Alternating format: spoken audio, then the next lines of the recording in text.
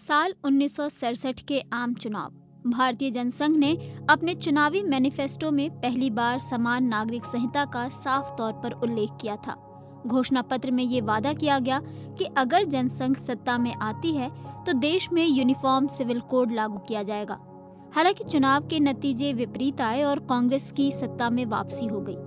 साल 1980 में बीजेपी की स्थापना के बाद एक बार फिर यूसीसी की मांग ने जगह बनानी शुरू कर दी। राम मंदिर निर्माण, अनुच्छेद 370 और समान नागरिक संहिता बीजेपी मैनिफेस्टो के ये 3 प्रमुख बिंदु रहे हैं। समय समय पर इसे लेकर विवाद और बयानबाजियां होती रही हैं। बीजेपी नेता ये आश्वासन देते रहे हैं कि यूसीसी का मुद्दा अब भी उनकी प्रमुखता में एक है।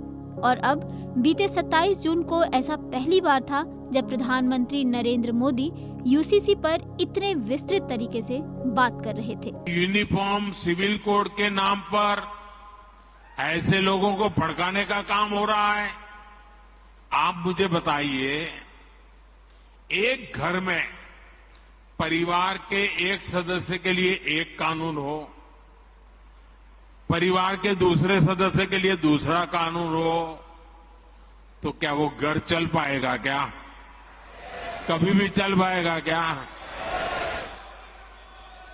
फिर ऐसी दोहरी व्यवस्था से देश कैसे चल पाएगा?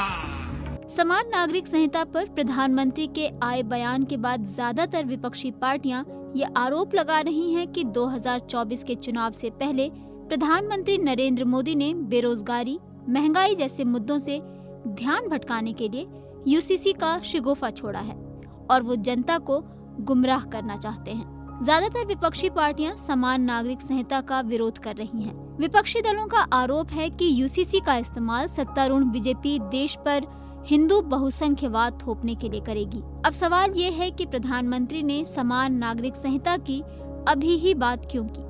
समान नागरिक संहिता लागू करना बीजेपी के घोषणा पत्र का हिस्सा रहा है, लेकिन अभी क्यों? इस सवाल पर वरिष्ठ पत्रकार Vir Sanghvi news website the Print के लिए लिखे अपने एक लेख UCC is Modi's nuclear button में लिखते हैं कि आखिर 9 सालों से सत्ता पर काबिज रहने के बाद प्रधानमंत्री मोदी अब इस मुद्दे को क्यों उठा रहे हैं, जबकि बीते 9 सालों के दौरान वो आसानी से इस मसले पर एक गंभीर बहस को बढ़ावा दे सकते थे और मुसलमानों को आश्वस्त कर सकते थे कि इस समान न्याय संगत कानून से इस्लाम को कोई खतरा नहीं होगा। जवाब है कि बीजेपी साल 2024 के लोकसभा चुनाव की तैयारी कर रही है। मैंने कुछ हफ्ते पहले ही लिखा था कि मोदी हिंदुत्व को अपने चुनावी मंच का एक बड़ा हिस्सा बनाएंगे और यूसीसी बीजेपी का न्यूक्लियर बटन है। वरिष्ठ पत्रकार प्रदीप सिंह इसके पीछे की 2 प्रमुख वजहें गिनाते हैं। पहली कि यूसीसी जनसंघ के जमाने से बीजेपी के 3 प्रमुख एजेंडों में शामिल रहा है। अनुच्छेद 370 और राम मंदिर, ये 2 मुद्दे लागू हो चुके हैं, तो मात्र एक एजेंडा बचा हुआ था। ऐसे में बीजेपी के कोर वोटर के अंदर इस बात की बेचैनी थी कि यूसीसी कब लागू होगा। इसलिए ये कोई नई बात या कोई अचानक आया मुद्दा बीजेपी के लिए तो नहीं है। दूसरी वजह के बारे में बताते हुए वो कहते हैं, विपक्षी पार्टियों की बीते 23 जून को बैठक हुई है। उस बैठक में इस बात पर तो सहमति बन गई कि सभी पार्टियां साथ चुनाव लड़ेंगी, लेकिन किस मुद्दे पर लड़ेंगी ये तय नहीं हो पाया। तो विपक्षी पार्टियों से पहले प्रधानमंत्री ने यूसीसी पर बोलकर एक एजेंडा सेट कर दिया। अब कांग्रेस की तरफ से ये बयान आ रहा है कि अगली बैठक यानी 13 से 14 जुलाई में वो इसका जवाब देंगे। यानी विपक्ष प्रोएक्टिव होने के बजाय रिएक्टिव हो गया।